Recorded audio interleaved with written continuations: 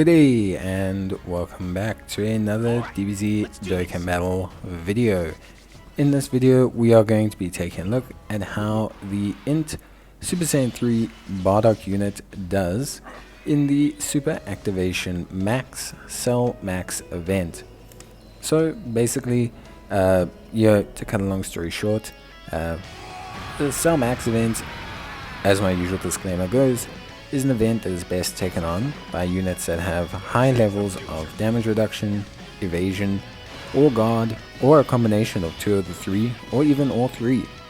The event has boosted units, and it's a significantly interesting event because the first two phases against Strength Cell and Physical Cell are not intensely difficult. They are challenging, but they're not intensely difficult.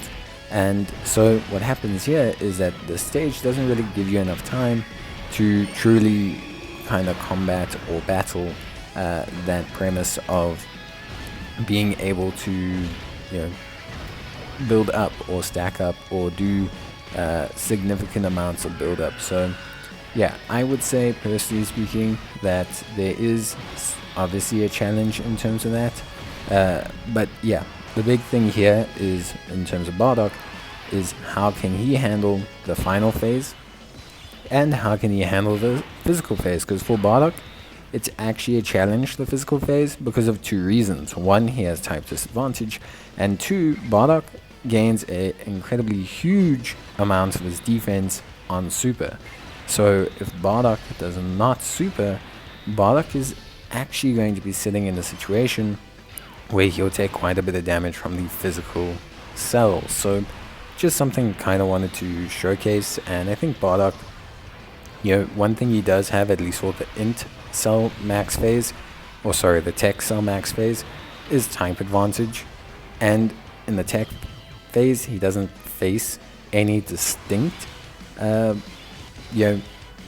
damage, AoE damage, or anything before super. So I think Bardock should do very well in the tech phase, but I do think he can suffer quite a bit in the physical phase, which is interesting because a lot of people tend to write off the physical phase. And in filming the footage for this video, the physical phase actually did cause significant damage to Bardock, like quite a few times. So yeah, I think personally speaking, it's all more than fine.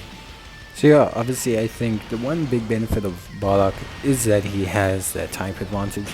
Bardock relies a lot on a raw defense, and so his capabilities to tank are very dependent on type advantage and whether he can beat the defense threshold. So the big thing is if you don't have the correct amount of defense, you are going to run into a bit of a wall with Bardock. So one nice thing is that he has high raw defense, and also what helps him out a lot in this event is he has type advantage, because that dramatically reduces the amount of defense that you require. So it is an interesting kind of look at Bardock. I do think he has a place on teams. If you want to take on the Cell Max event, I think he has a place on teams, but definitely as a kind of floating support unit, I think is probably where he's best. I don't think he's better off in other situations, if that makes sense. I think generally speaking, he kind of sits in a position where he looks best when using him as a floater, especially in some super hard events, because the risk of him taking too much damage is very minimal. You can see here how much damage he takes from the physical phase of this event, and also his floating support of attack 50%, and his ability to cause decent damage is still relevant. As a floater as well. So I think for him as a unit, I think that's definitely where he lies as a unit, I would say. I think he kind of sits in a good space that way, at least for me personally. So yeah, I do think that's where he's going to shine the most as a unit. And for most hard events, I think that's where you should use him. Obviously, we're going to put him in main rotation. We're going to have him taking a lot of attacks. We're going to see what kind of damage he takes here, there, and everywhere. But realistically, it's going to be a bit of a misrepresentation of how you want to use him. I don't think Maybe a Rainbow Bardock could definitely be a second slot unit for sure. But I think based on his pairing partners, based on how he functions, based on how, you know, the whole like team and everything kind of functions, I do think he looks best as a floater. And I think that's really, really kind of the best utilization of him. I think if you were to change how like you want to use him, I think then you would kind of push yourself into an area where you're going to have him really kind of function not great. At least for me personally, I do think the focal point needs to be him floating and him providing that support. But yeah, obviously here we're going to see him tank a little bit for super. Big thing here is he will be taking a lot of damage.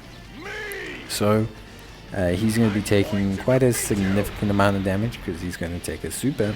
And that's going to do a lot of damage because of the fact that he doesn't have any of his defense up. Now he would still take a lot of damage regardless from the super. The super is going to do around 880k, which I believe means if he had all his defense active, he would take around 600 or so, which is good. It's still good to only take around 600k after supering. It sounds like a lot, but it's really not that bad. But yeah, Bardock, as you can see, 198,000 beforehand. This is obviously a huge amount of damage. But then afterwards, he's going to take significantly less. And he could have potentially done a third super here, which is good. But yeah, generally speaking, he's well, actually he does do a third super, so I apologize. I forgot he did a third super there, but here you can see the evasion kick in, 41k, very big reduction in his defense, or damage taken, I should say. So yeah, overall, he looks good. He looks pretty decent. I do think he sits in a very good situation. But yeah, I think he does a good job. Floating Bardock, doing damage whilst only taking one max attack, he's going to be very good for you. But that's going to be it from me. Hope you guys enjoyed the video. If you did, leave a like, and I'll see you guys next time. Till then, bye.